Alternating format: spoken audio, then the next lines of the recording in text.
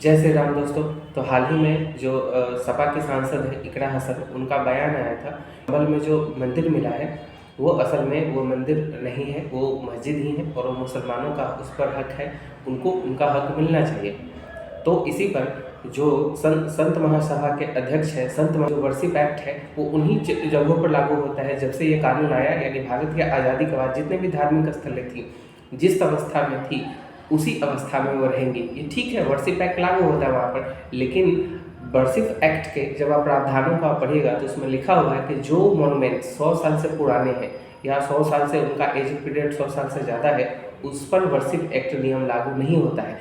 इन मंद बुद्धियों के दिमाग में ये समझ में नहीं आता, बस उन्हें वर्शिप एक्ट कानून का रट मारना है, लेकिन वर्शिप एक्ट के कानूनों के प्रावधानों को नहीं पढ़ना है। तो स्वामी चक्रपाणी जी महाराज का उस पर स्टेटमेंट आया है, पूरे स्टेटमेंट को आप सुनिए। मुझे लगता है बहुत ही इन सब चीजों की कोई जरूरत नहीं है, क्योंकि हमारे देश का जो कानून है सभी को उसका पालन करना है। प्लेसेस ऑफ वर्शिप एक्ट है, इसीलिए लाया गया था कि जो राजशाही शासन है उस दौरान जो हुआ व्यवस्थाएं बदल जाती थी, जो भी राजा बनता था वो अपने हिसाब से व्यवस्था बदल देता था। लेकिन अब हम एक रिपब्लिक है, अब हम एक लोकतंत्र है, अब यहाँ पर किसी का राज नहीं है, किसी की तानाशाही नहीं है। तो अब जो नियम कानून किताब में लिखे गए हैं उसी हिसाब से सबको चलना पड़ेगा, संविधान के हिसाब से। और संविधान में प्लेसेस ऑफ वर्शिप एक्ट है, तो जो चीज जहाँ पर 47 में थी, जो भी गिरजाघर, जो भी मंदिर मस्जिद था, वो उसी हालात में रहना चाहिए।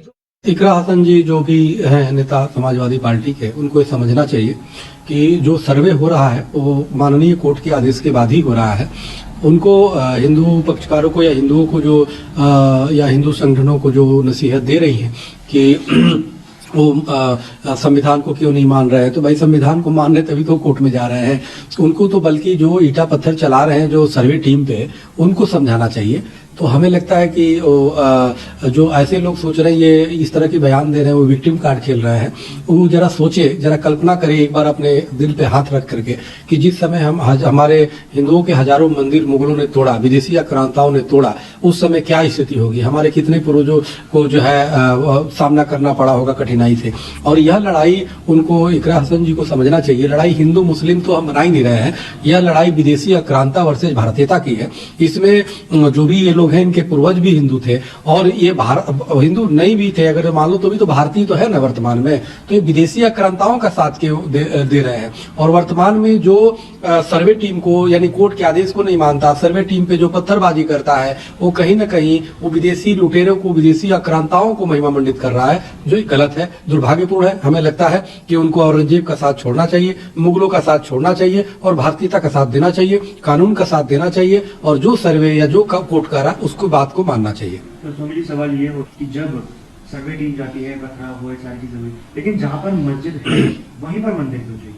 नहीं, जहाँ पे मंदिर है और मस्जिद बना है वहां पे वो किया जा रहा है। अब राम मंदिर का सर्वोच्च न्यायालय द्वारा निर्णय आया, निर्णय होने के बाद 5 एकड़ जमीन उनको मुस्लिम पक्षकारों को मिला। तो आप बताइए क्या कोई वहां पे दावा कर रहा है क्या कि 5 एकड़ जमीन की खुदाई करो?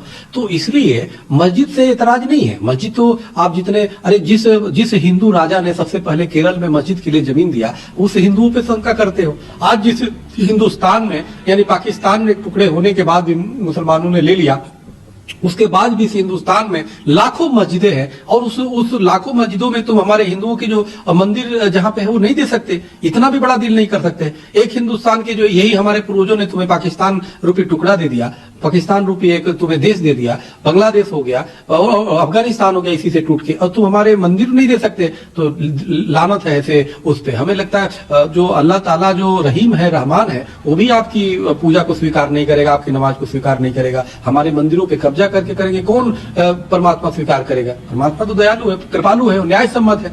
तो इसलिए यहाँ की न्याय की बात मानिए। अगर यहाँ की न्याय सम्मत नहीं मानते हैं तो हमें लगता है अल्लाह ताला भी आपको माफ करने वाला नहीं है, क्योंकि वो न्याय सम्मत है, वो रहीम है, रहमान है।